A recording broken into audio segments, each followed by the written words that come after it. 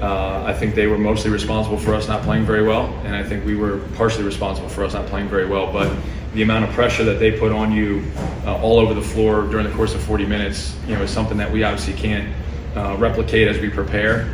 And when they're shooting the ball as well as they're shooting the ball with the combination of Oscar in the middle, it just puts too much pressure on your defense and your offense, to be honest, to be able to find any kind of success. And so, an outstanding performance by them. What do you think of Oscar's rebounding at 20 rebounds? What makes him so effective? What kind of impact do you think he has? Well, he goes every time, right? So that's the one thing. The best rebounders go all the time, and he goes every time. He usually doesn't leave the paint for the entire possession, so he's already there, which makes it hard when you can't move him anywhere, and he's allowed to just stand in front of the rim.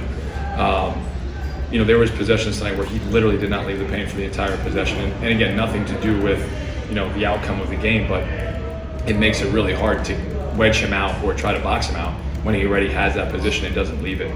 But he's relentless in his pursuit. He has great instincts when the ball comes off the rim, and really anything that touches his hands becomes his. And it's incredible to see him work, with that kind of consistency on every shot. And very few guys are willing to do that, and obviously he is. Coach, tough game for you guys tonight, but are there any positives that you can take away from this one moving forward? We'll probably have to go back and review the film and bandage ourselves up before we can figure out what the positives are. But, I thought there were some signs of life from Matt Mayers. I thought Mattia gave us some decent minutes, because we got to continue to kind of build our depth and our rotation and trying to figure out, what combinations of guys can go out on the floor and contribute in a positive way. It was nice to see Justin make a couple threes there to start the second half, which is something that we wanted to do in the beginning of the game and weren't able to do because he got into foul trouble. So, there's some things that we like, but, overall, most of it was not in the positive, mind frame.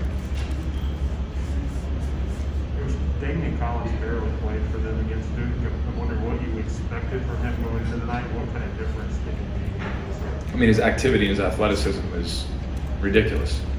And, I'm sure in their practice setting, just like in ours, different guys are trying to figure out how this works. They have a ton of new guys, we have a ton of new guys, and, who's kind of separating themselves, or maybe who feels good on a certain day, gets an opportunity to go out there and then make the most of it.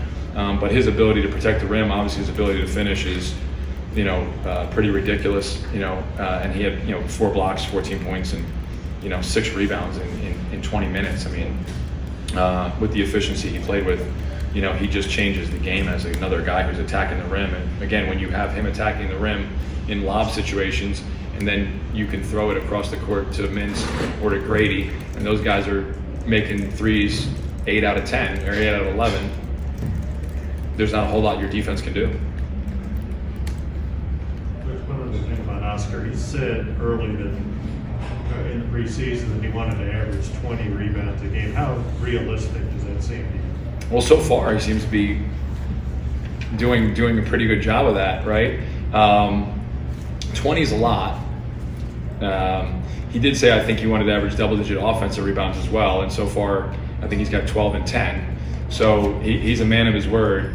Obviously, it's a long season. 20, I'm not sure you can get to 20, but if he was around 15, that wouldn't surprise me in any way, shape, or form. You mentioned the early foul trouble. How much did that take you out of your game plan to get off to such a tough start in those first 4 minutes? Well, one of the things that we wanted to try and do was attack Oscar in some ball screen situations, because we thought we could get some ability to move him around and challenge him, whether it was on the perimeter with Justin Winston or Khalil Spear, or maybe he starts to cheat to those guys and we get some opportunities to get downhill and he's away from the rim. And so with Justin having to go out, Matt Mayers isn't necessarily in that mold of a forward, so that allowed him to match up with Oscar, and then Oscar to have more of an impact on the game. So that part of it was certainly frustrating, and we obviously needed all of our players to be fully available at all times, and everything needed to go entirely perfect for us to be able to give ourselves a chance. And as soon as one of your better players goes down with 2 fouls early, then it just becomes that much more difficult to really compete. Any other questions?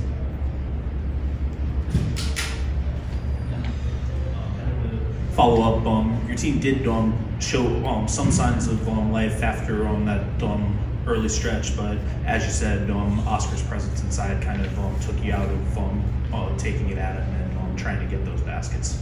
Yeah, there's no doubt. I mean, we cut it, I think it was 16-10 at one point, and I think we had a couple good looks from three, maybe on the possession right after that. And again, you need everything to fall into place perfectly.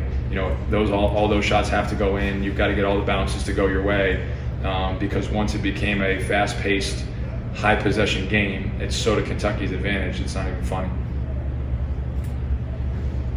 Speaking of pace, I guess in terms of what Xavier Wheeler brought to that offense, and how hard was it to try to slow him down? I mean, was it a challenge there? Yeah, it was. We weren't able to do it, so obviously it was extremely hard. You know, and he's just makes misses. You know, he's running it down your throat. You know, the way that he pushes the ball down the floor, I think just encourages all those other guys to run so hard, because he's so unselfish and he's so able to get them shots in early in offense. And I mean, for us, we don't see anybody obviously with that kind of speed and that kind of playmaking ability in the open court. And he has such a good understanding of the pace, you know, so as soon as there isn't anything there, he's able to organize them and get into whatever action they're trying to execute. But if I'm a shooter and I'm playing with him, man, I'm trying to get out. If I'm a forward and I'm trying to run to the rim, I'm trying to get out because I know he's going to find me. And so I think it's just something that becomes contagious with the way that he pushes the ball. And, you know, there were times in the game, even after a made basket, where our guys are sprinting back as fast as they can, trying to just keep up. And it just adds such an incredible amount of pressure to your transition defense. And they're running to such great space. And then he's able to make a dribble move and get into the teeth of your defense. You know, there's not many guys that can do what he does and just constantly be living in the lane like he does.